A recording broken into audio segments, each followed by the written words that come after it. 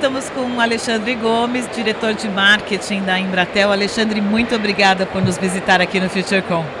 Olá, Jaqueline, muito obrigado. Eu que agradeço. É um prazer estar com vocês. Alexandre, vamos explorar um pouquinho de 5G privativo. A gente já falou bastante de 5G, mas eu tenho ouvido aí no mercado que o que vai monetizar 5G são as redes privativas, inclusive com vários projetos aí na área industrial. Qual a sua visão? Como é que esse mercado está se moldando? Ok. O 5G ele vem com uma... diferente dos outros movimentos tecnológicos, das outras gerações, 2, 3, 4G, a promessa é que o mercado corporativo será o grande alavancador do 5G. Tá? E quando a gente explora dentro do mercado corporativo quais são as possibilidades, o que está mais à frente, o que está mais pronto, surgem as redes privativas. Tá? As redes privativas, elas trazem com elas uma capacidade de conectividade que até então a gente não tem todo o potencial que ela pode trazer dentro das aplicações, dentro das soluções, seja na indústria, seja no hospital, num campus, o que quer que seja. Por quê? Porque o 5G é essa infraestrutura digital que a gente chama habilitadora, ele traz atributos que é maior velocidade, menor latência e uma maior capacidade de coisas conectadas por quilômetro quadrado. Isso é muito mais robusto do que as redes atualmente existentes. Então esse é o primeiro salto que a gente percebe que é o ganho do 5G. Então, e no caso das redes privativas, mais do que ser um simples desejo, já é uma prática. Porque quando você pega... Não existe ainda pelo menos eu não conheço, uma publicação que fale assim, o mundo tem hoje tanto de redes privativas. Existem algumas, todas as que têm as suas características e as suas premissas, mas a gente não tem assim uma medição falando, o mundo tem tanto. Então eu uso como uma referência um indicador do GSA, é um órgão público, e ele diz que a gente tem em torno de 1.200 redes privativas no mundo. Se você olhar por essa ótica, 1.200 redes privativas no mundo é pouco. Sim. Né? Mas lá também tem estabelecendo o que é uma rede privativa. Né? Só que assim, independente de ser pouco ou não ser pouco, se ter indicador ou não ter indicador, o ponto é que as redes privativas já são uma realidade. Elas já estão aí. Nós já estamos entregando solução, nós já estamos integrando esta rede privativa com os habilitadores e entregando os casos de uso para o mercado. Até o final do ano passado existiam vários testes, vários projetos, ou seja, eles se consolidaram ao longo de 23? Então, o que a gente percebeu, né? Entre 21 e 22, nós tivemos muito essas provas de conceito. Tá? E isso foi interessante para a gente também e era muito interessante para os nossos clientes. Para os nossos clientes, porque queira ou não queira, ainda tem uma parcela de conhecimento necessária que precisa ser explorada. Então, durante essas provas de conceito, você consegue capturar isso melhor. E para a gente realmente testar determinados conceitos, tem mais velocidade mesmo? Tem menor latência mesmo? A gente consegue colocar mais coisas conectadas nesse ambiente? Então, entre 21 e 22, a gente fez muito essas provas de conceito. Já de 22 para 23, o que a gente vem experimentando é um conceito diferente. É o que a gente chama de try and buy. Né? Nós desenvolvemos a solução junto aos clientes. Às vezes ele tem, por exemplo, uma área muito maior, uma aplicação muito maior, e ele fala, mas eu preciso fazer uma experimentação. E a gente trabalha numa modelagem de try and buy. A gente coloca isso funcionando para ele por um período.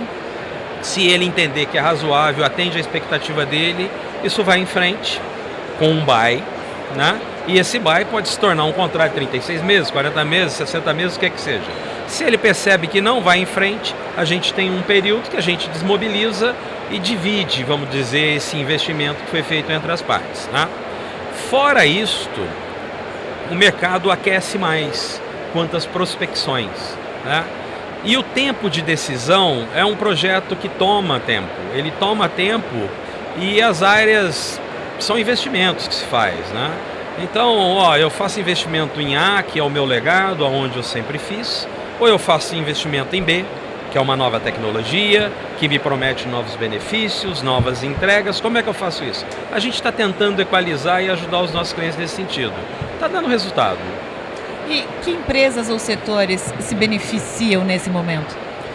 O que eu costumo dizer, existe inclusive algumas dúvidas que as pessoas vêm e falam assim, e a camada intermediária da pirâmide? Eu vou falar dessa forma, porque de maneira geral o mercado sempre quando vai segmentar, aonde eu vou atuar? Para que mercado eu vou oferecer meus serviços? Pega e monta uma pirâmide, fala, tem o topo da pirâmide, não sei quantos milhões de empresas, tem o meio da pirâmide e tem lá, a base da pirâmide, o meio da pirâmide e o topo da pirâmide, né? E tem critérios para isso, ou dinheiro, ou número de funcionários, ou verticais, o que tudo mais. E uma das perguntas que sempre vem é assim, olha, quando a gente vai chegar no meio da pirâmide, por exemplo, essa é uma solução para as pequenas e médias empresas também? O que eu costumo dizer é o seguinte, que não é por aí a história. A história é pelo grau de maturidade da empresa. Se a sua empresa é uma empresa que tem pessoas, processos, tecnologia maduras, você sabe o que quer e você está em busca sempre de melhorar a performance, de melhorar processos, produção, né, e até desenvolver novos modelos de negócio, mas você já está num processo de transformação, de digitalização, já tem pouco papel na operação, já tem pouca operação manual, já tem pouco erro e você quer dar um novo salto, eu entendo que é um grau de maturidade elevado, diferenciado, independente do tamanho da sua equipe, da sua empresa. E talvez a solução que você esteja utilizando lá é a solução que está te impedindo de dar esse próximo passo. Então, a rede privativa, através do 5G, ele é mais uma ferramenta de apoio à transformação digital, entendeu? Então, independe de tamanho, né? O que está associado, o que eu costumo dizer, é exatamente ao grau de maturidade da empresa. O quanto ela tem evoluído nesse sentido, no seu processo de transformação também. Mas, Alexandre, o tamanho do bolso também influencia. Certeza. Certeza. Assim, a empresa pode estar madura digitalmente falando, mas ela, para ter uma rede 5G privativa, ela precisa montar uma infraestrutura. Isso. Né? Os preços dos dispositivos estão caindo, já estão caindo, porque a gente sabe que tem uma linha, né, de maturidade até que esses dispositivos comecem a ficar mais acessíveis. A gente já chegou nesse momento? Não. Eu acho que é assim, qual é o legal, a história bacana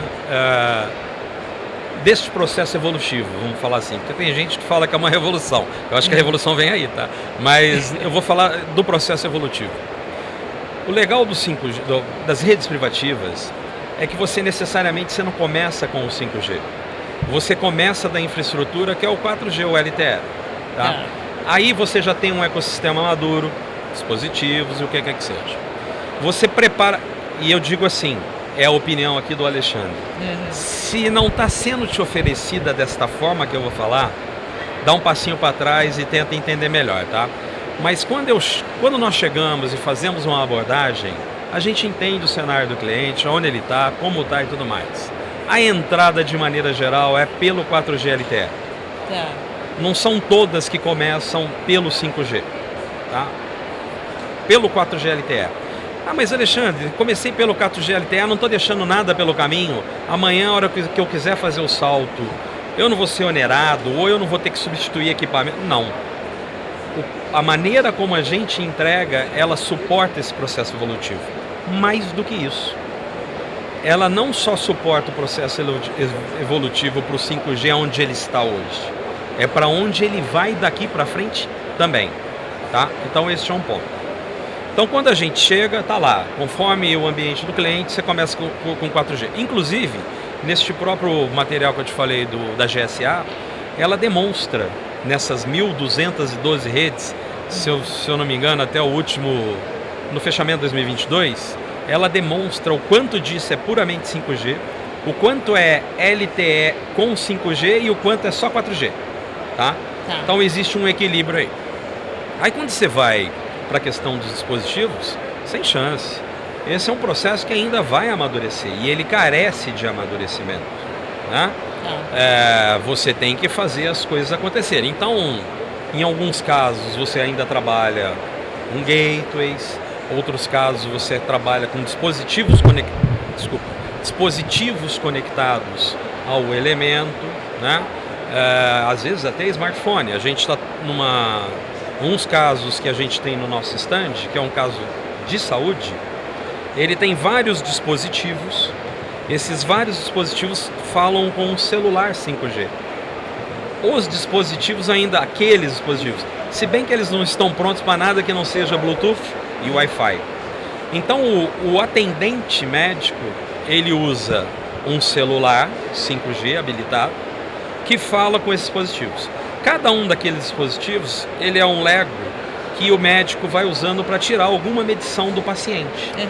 No entanto, ele está usando uma conectividade diferenciada para mandar aquela informação para um centro de atendimento remoto. Esse centro de atendimento remoto está olhando as características do paciente e está informando aqui por vídeo, em tempo real, para quem está atendendo, falou, olha, presta atenção nisso, olha, presta atenção naquilo. Você vê, não é questão, o dispositivo que está ali, para você ter uma ideia, de um dispositivo desse tamanhozinho assim, até caberia o chip, mas não é para ter o chip. Então ele fala com o celular, a forma de conexão ao celular. Agora, um robô, um braço mecânico, um modem industrial, não faz sentido. Ele deveria estar pronto para o 5G. E este processo está sendo evolutivo. Aí me pergunta, então eu vou ficar só com 4G. Eu falo, atenção, começa com 4G. Porque não sou eu que mudo, é a tecnologia que muda. E ela vai saltar. E se os dispositivos e os elementos que você usa na sua planta hoje não se adaptarem também, você vai ficar para trás.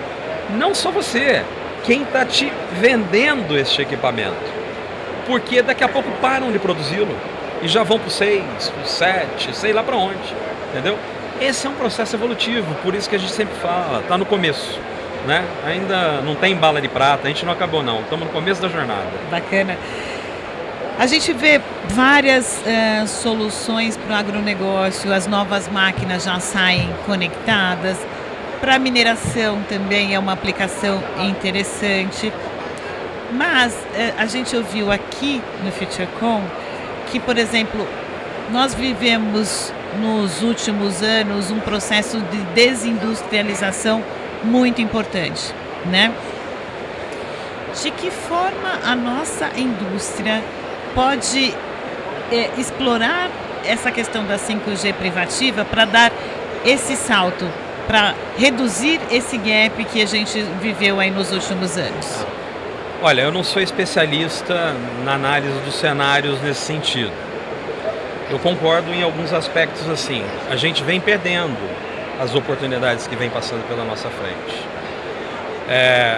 O mundo vem sofrendo, principalmente no pós-pandemia, um processo de transformação muito, eu vou dizer, radical. A gente vinha falando, só para você ter uma ideia, antes da pandemia nós tínhamos um posicionamento para estruturar a nossa forma de atuação, que a gente falava assim, olha, o mundo tende a ser cada vez, serão bilhões de dispositivos, pessoas e coisas, usando com dispositivos, conectados, integrados, na nuvem, com segurança. Tá? Quando veio o dia 1 da pandemia, a semana 2 ou 3, nós estávamos nas nossas casas. Foi surpreendente, porque a gente conseguiu continuar trabalhando, as empresas continuaram interligadas, de uma forma ou de outra, nós fomos dando solução para as coisas. No entanto, este processo, esse trauma, ele acelerou a necessidade de um processo de transformação das organizações, em todos os aspectos, não só local, como em âmbito nacional e internacional, supply chain e tudo mais. Quando isso se acelera, as empresas se atentaram. Então, eu diria assim, se a gente pegasse de lá para cá, 20, né? A gente vem passando por um processo. É uma oportunidade que está passando na nossa frente. É uma oportunidade. Porque é o seguinte, a cada dia aparece uma coisa nova à nossa frente. Por exemplo, se eu vendo um determinado produto, a cada dia tem alguém ou me copiando rapidamente e fazendo alguma coisa diferente, com uma proposta de valor diferenciada. Se esse produto é produzido por produtores A, todo dia aparece produtores B entrando no mercado de A e A tentando entrar no mercado de B, o ambiente competitivo ficou mais agressivo, né? Então vem todo esse processo. O 5G, ele vem também com uma transformação.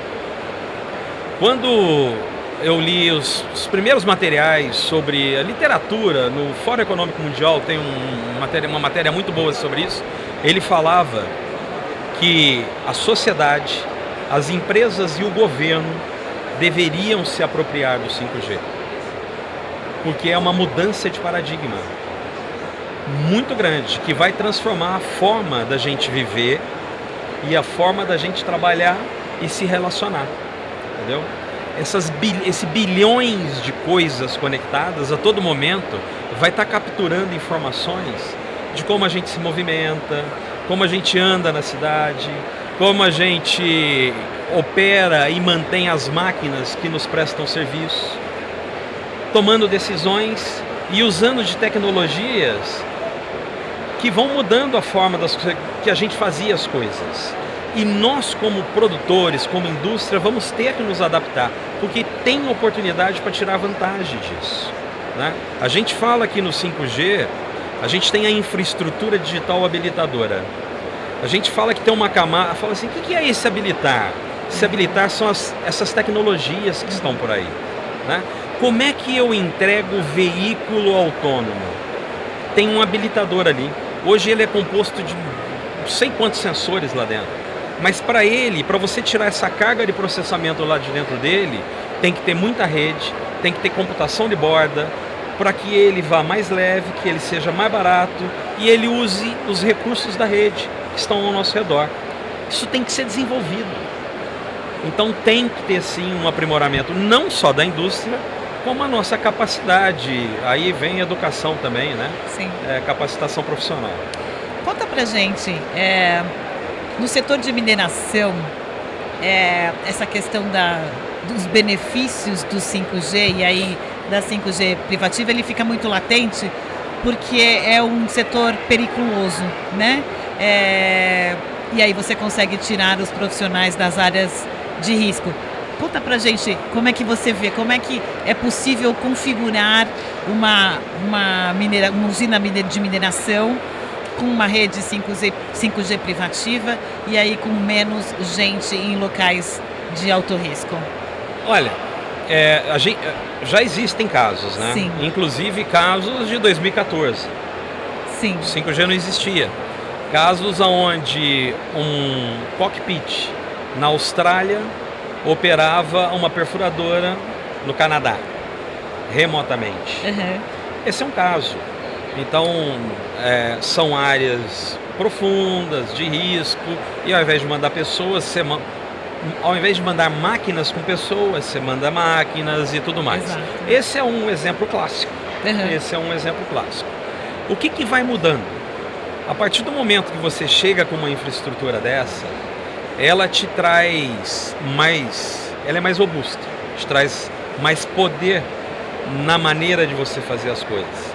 Ao ponto de você falar assim, agora eu não tenho mais o cockpit, agora eu só tenho a máquina, né?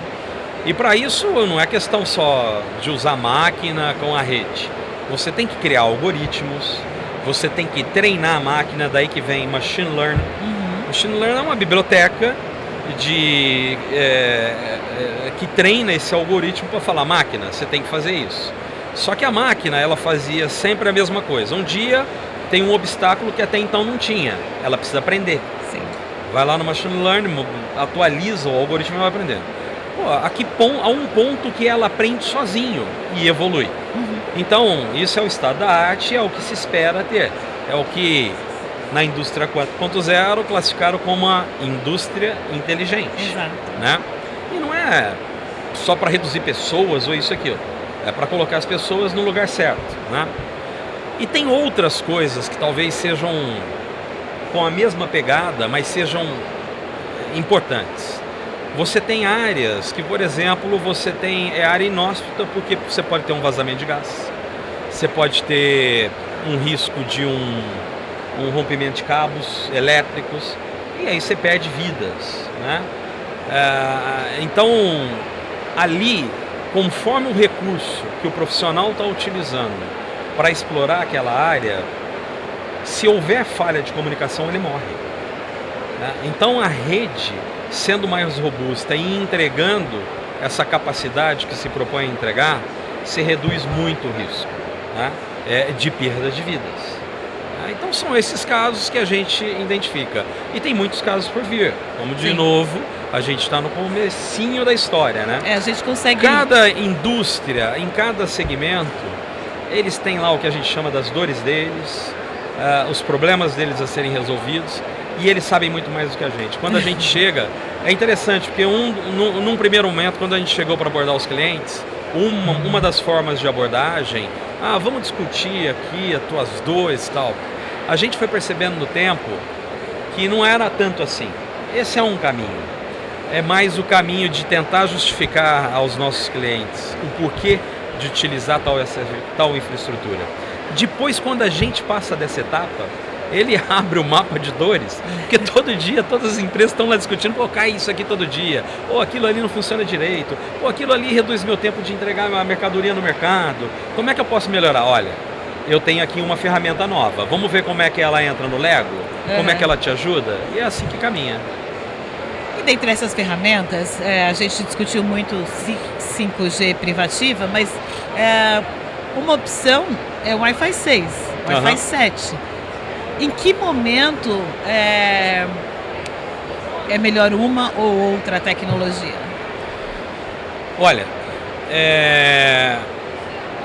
muitas das redes hoje funcionam com Wi-Fi, seja ele o 5, 6, 7 ainda não, funcionam, operam e tudo mais. Não tem o que é o melhor ou o que é o pior nesse sentido. O que você tem que entender é o caso naquele momento. As coisas são distintas. A hora que eu falo em robustez, realmente o 5G ele é mais robusto. Ele é mais preparado. Minimamente mais potência. Você está entendendo? Minimamente mais coisas conectadas de forma resiliente, com disponibilidade, né? Capacidade. Então, eu vou te dar exemplos assim. A gente viu casos que se utilizava de uma aplicação de tomada de imagem, sai dali, pega a rede, vai para uma capacidade computacional, ali dentro daquela capacidade computacional tem um algoritmo que analisa o que foi tomado na imagem, volta e fala para o robô, tira daí, está estragado, não serve, sei lá o que, né? Quando a gente olhou isso, no primeiro momento, a empresa utilizava de uma determinada solução. Era um Wi-Fi industrial.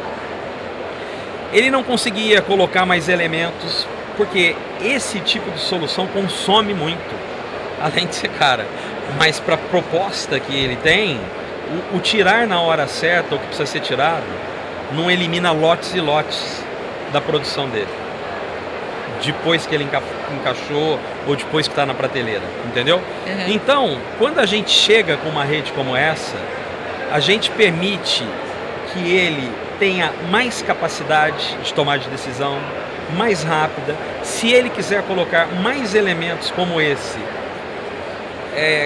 cada câmera dessa tinha uma capacidade computacional ali dedicada. A gente foi conseguindo ver que você poderia colocar mais câmeras com a mesma capacidade, porque a rede nova, a rede 5G suportaria. Então você tem que olhar caso a caso, entender a aplicação do cliente. Entendendo a aplicação do cliente, você fala, olha, segue a tua vida do jeito que está, a hora que você for subir para cá, talvez você vai ter que mudar. Ou não, ela muda agora, nem investe numa nova dessa. venha já logo para o outro nível, para o outro salto. Entendi. E aí, para a gente concluir, a Embratel acompanha o cliente desde das análises iniciais, as provas de conceito, como você mencionou, até a consolidação do projeto? Esse é o grande desafio, né? Quando a gente passa por um processo de evolução, a hora que eu falo em transformação aqui, a transformação não é só da empresa do meu colega ou do meu cliente, é uma transformação nossa também. Sim. E a transformação ela passa por pessoas, por processos, no nosso caso pelo nosso portfólio e por tecnologia. Tudo isso a gente tem que trabalhar. Então nós também temos que buscar novas capacidades, novas habilidades. E quando a gente percebe isso, logo ali entre 2019 e 2020, e a gente vem trabalhando, a gente só nos posicionamos para ser esse habilitador. E qual é o papel do habilitador? O papel do habilitador não é só entregar a rede privativa, né? O nosso propósito é nos capacitarmos para fazer a integração e para fazer a orquestração disso. Alexandre, o que é essa integração? A hora que eu entreguei a rede, se tem um robô aqui, né?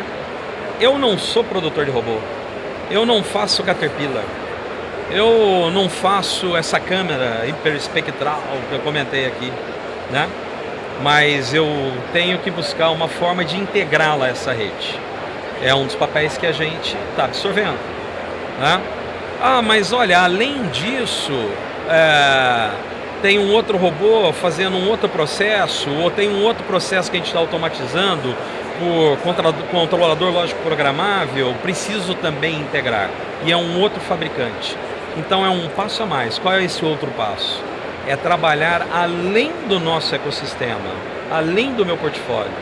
É trabalhar orquestrando também o ecossistema do meu cliente, trazendo os parceiros dele junto para que a gente possa fazer essa integração e tudo fluir direitinho. É um desafio. É aí que a gente está se propondo.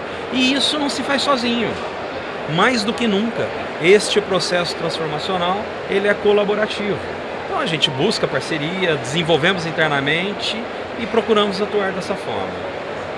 E quão prontos vocês estão para Se você for ali no nosso stand, você vai ver, depois se você quiser pegar algumas imagens lá, você vai ver uma rede privativa funcionando, tá? Ela está lá, prontinha, ela funciona, tá?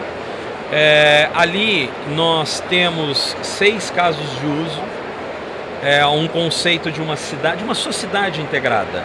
Então você tem um veículo autônomo, esse veículo autônomo ele tem um semáforo inteligente, esse veículo autônomo ele está levando uma carga, essa carga é uma carga de uma fábrica autônoma que está lá, né?